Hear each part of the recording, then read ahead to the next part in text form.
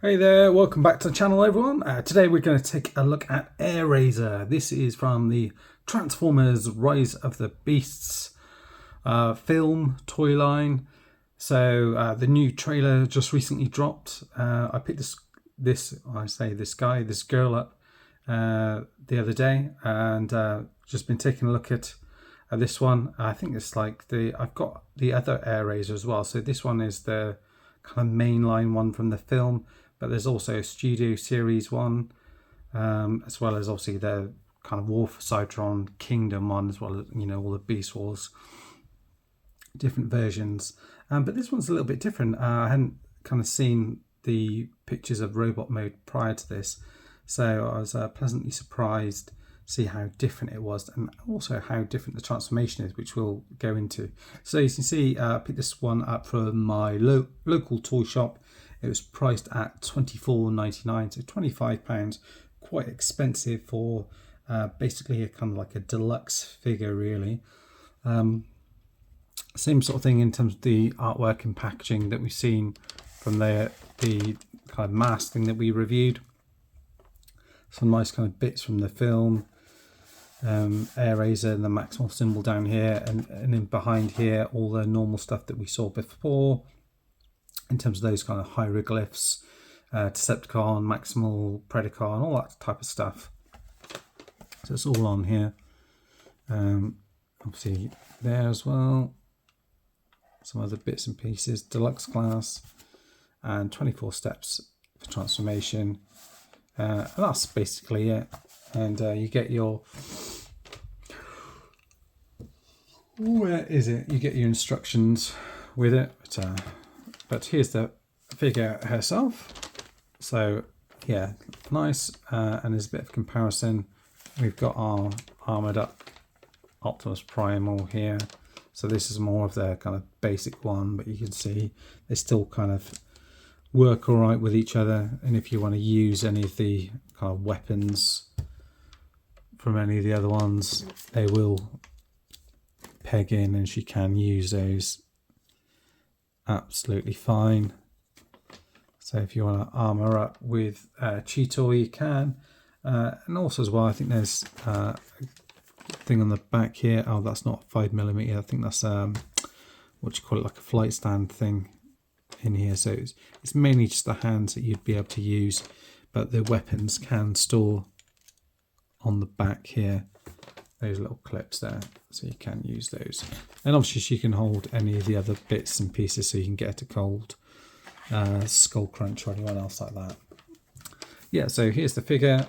As you can see, she comes with two of these kind of like blades, swords, and nice painted along here. It's silver.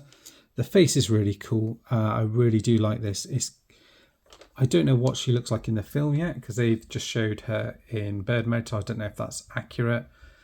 But it kind of reminds me a bit more of the Beast Wars toy more than the kind of animation version or anything else like that.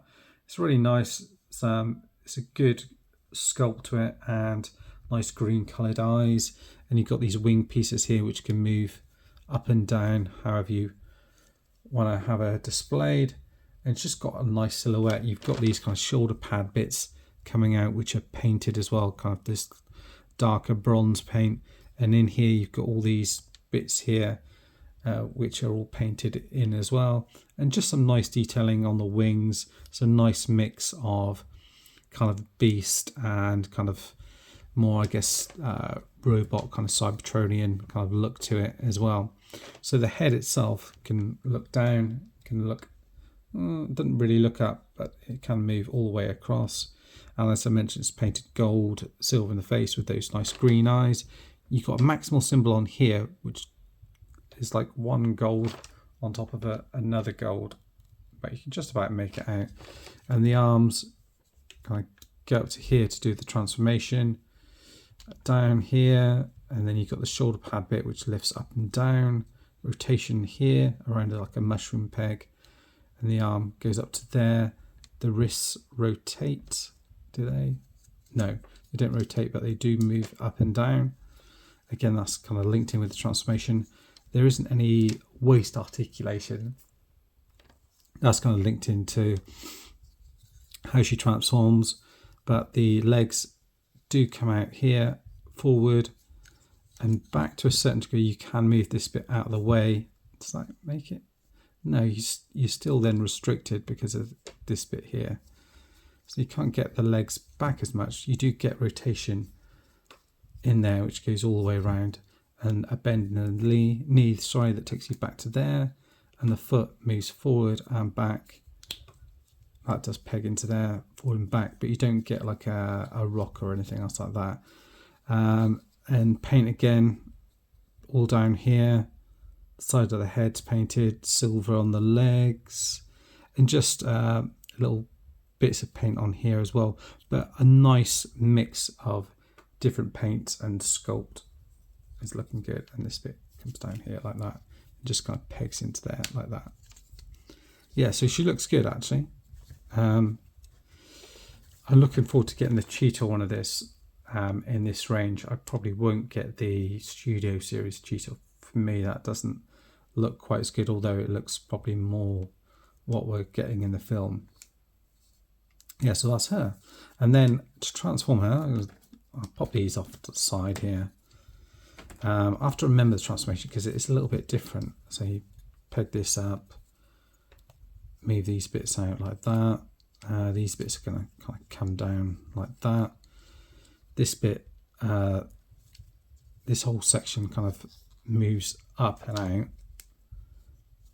like that. And then you rotate the head around like so and peg it back in together. The head will kind of tuck in into that space in there. And then the legs, if I remember, come into the space here. We may need to adjust that in a bit. And this section here kind of flicks up and around. So it's on this kind of hinge here. So you just rotate it all the way around. Try to remember how these legs go, but we'll put them like that for now. Like that. That's it. Then these will rotate around. And the fists will kind of fold up into that space. Rotate them around like that. And what's going to happen is the bird head is going to rotate around like that and peg into here. And then at the same time you want to mess around with these. So you're going to unfold this bit here from there. And you see the little tab there like that. That'll peg in like that. Then I think we have to rotate these around, do we? No. Rotate this bit around like that, I think. Yes, and then line all of this up so it all kind of pegs into place like that. Yeah, like that. Again, rotate this top bit around and then move all of this around like that. And you can see underneath where that tab goes, and then you can see how it all kind of lines up. Straighten this bit out and these bits peg into there like that, and you're more or less done then. Is that all pegged in? The head wants to probably come forward a bit like that, legs in like so.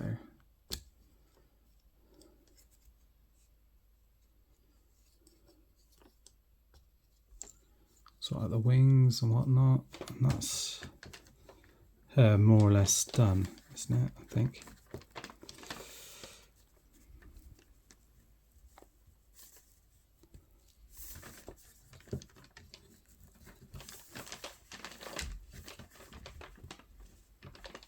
Yeah. So that's your kind of bird mode. The wings do articulate up and down like that. The beak doesn't open or anything, which is unfortunate. But everything's kind of held together quite well. This bit here can move up and down. I think I've got it correctly. I'm just looking at the instructions just to compare the two, but yeah, that looks how it's all kind of lined up. Yeah, but I think it's a nice transformation. It's different from the other version, so the War for Cybertron 1, which, you know, I was looking at the two of them, and because they look so similar, I wasn't expecting anything different, but you do get a different transformation. I do like all the different colours that they've used on this one as well. You can also peg these in as well, so all the weapons are stored like that. Yeah, that's her done, more or less. You can kind of mess around with the legs a little bit more. Like I said, and these bits, Hawks, their legs sort of move around a little bit, so you can have them spread out a little bit more, depending on how you want to kind of have her posed. But yeah, she stands up nice. Kind of got a good presence about her. It's quite clever how all of these bits kind of link up together, and it all sits kind of fairly flush, in my opinion, anyway. But yeah, that's it. That's Airazor from the new film, Rise of the Beasts. Interested to find out what you guys thought of the new trailer, if you've seen that. I know a few of you have, because you've commented on the other one, but let me know your thoughts down in the comments below, and give us a like and subscribe if you're not already subscribed. Anyway, that's it for now, guys. Thanks for watching, and I'll see you next time. Bye bye for now.